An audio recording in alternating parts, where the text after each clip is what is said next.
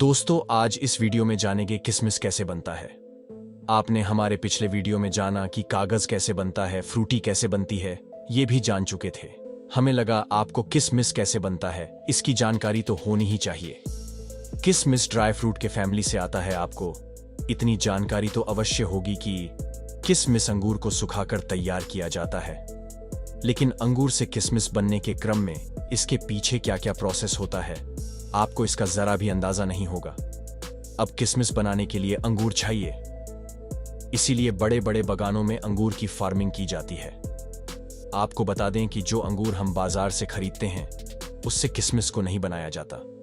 अगर बनाने की कोशिश भी करेंगे तो उससे अच्छी क्वालिटी की किशमिश नहीं बनेंगे। इसलिए किशमिश के लिए एक खास तौर पर अर्कावती और सुल्ताना, भारत में मुख्यतः इन्हीं दो अंगूर की किस्मों से किशमिश को तैयार किया जाता है। जब अंगूर की फसल अच्छे से तैयार हो जाती है उसके बाद बारी आती है हार्वेस्टिंग की। और ये काम केवल हमारे किसान भाई नहीं बल्कि हमारी किसान बहनें भी करती हैं।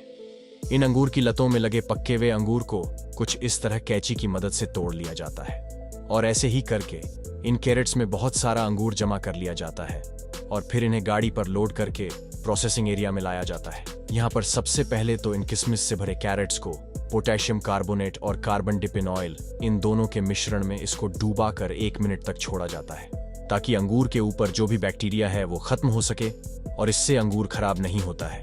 इस केमिकल में डूबने के कारण अंगूर सूखने के बाद भी उसका रंग अच्छा रहता है और ये अंगूर की सिकुड़ने और सूखने की प्रक्रिया भी तेज करता है। तो अब जब सारा अंगूर इस केमिकल से भीग चुका है, अब इन सभी अंगूर को सूखने के लिए इस प्रकार के जालीदार और हवादार सेट्स बनाए जाते हैं। इसमें ही इन अंगूर को फैलाकर रखा जाता है ताकि ये जल्दी से सूख सके और इनको डायरेक्ट धूप नहीं लगने दिया जाता है, इसलिए इन सेट्स को छायादार बनाया जाता है। अब 3 से 4 दिन तक सूखने के बाद एक बार फिर से पोटेशियम कार्बोनेट और कार्बन ओनिल का स्प्रे किया जाता है ताकि अंगूर का चमक बरकरार रहे। इसी तरह 10 दिन बीत जाने के बाद अंगूर कुछ इस कंडीशन में आ जाता है। अब ये सल्फर या गंधक के प्रोसेस के लिए रेडी हो जाता है। सल्फर प्रोसेस के लिए सबसे पहले इन अंगूर के सेट्स को अच्छी तरह ढक दिया जाता है ताकि सल्फर का धुआं बाहर न जा सके। अब उन सेट्स के चारों तरफ छोटे छोटे गड्ढे किए जाते हैं और उसमें भूसे को डालकर उसके ऊपर सल्फर पाउडर डाल दिया जाता है और फिर सल्फर को जलाने के लिए उसके ऊपर जलते हुए कोयले को रख दिया जाता है और रात भर सल्फर का धुआं अंगूरों पर लगता रहता है। इससे अंगूर तेजी से सरिक होने लगता है।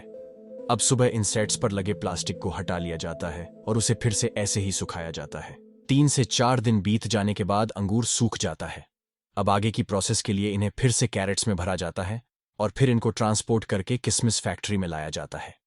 यहाँ पर सबसे पहले इन किशमिश को वॉशिंग प्रोसेस के लिए इस होपर में डाला जाता है। इस पर लगे कन्वेयर बेल्ट किशमिश को थोड़ा थोड़ा आगे लेकर जाते हैं और ये ऑटोमेटिक वॉशिंग मशीन किशमिश के ऊपर लगे केमिकल्स और धूल मिट्टी की सफाई कर देता है।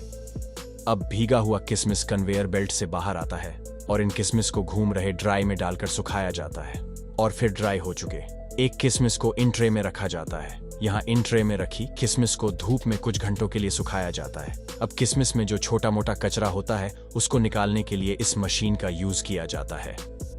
ये वाइब्रेट होकर छोटे मोटे कचरे को अलग कर देता है। उसके बाद ये किशमिश कन्वेयर बेल्ट की मदद से ऊपर जाता है जहां ये इस खास मशीन में गिरता है जो कि किशमिश में लगे डंठल को अलग कर देता है और बाकी का खाली किशमिश आगे चला जाता है और ये कचरा इस ट्रे में जमा होता रहता है। अब आगे ये खास मशीन किशमिश की ग्रेडिंग करता है।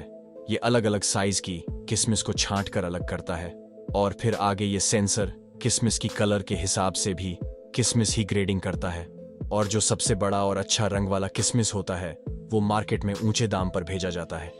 तो अब इन किशमिश को पैकिंग एरिया में भेजा जाता है जहां पर इन किशमिश को अलग अलग क्वांटिटी के पैकेट में पैक कर दिया जाता है। तो अब आप समझ चुके होंगे कि अंगूर को किशमिश बनने में कितना सफर तय करना होता है। दोस्तों, हमें ये जानकारी इकट्ठा करने में बहुत मेहनत लगी है। उम्मीद करता हूं आप वीडियो को लाइक जरूर करेंगे और अगले वीडियो आपको किस टॉपिक पर चाहिए हमें कमेंट में लिखकर जरूर बताएं। हम उस पर वीडियो जरूर बनाएंगे और ऐसे ही मैन्युफैक्चरिंग वीडियोस को देखते रहने के लिए हमारे चैनल को सब्सक्राइब करके बेल आइकन जरूर प्रेस करें।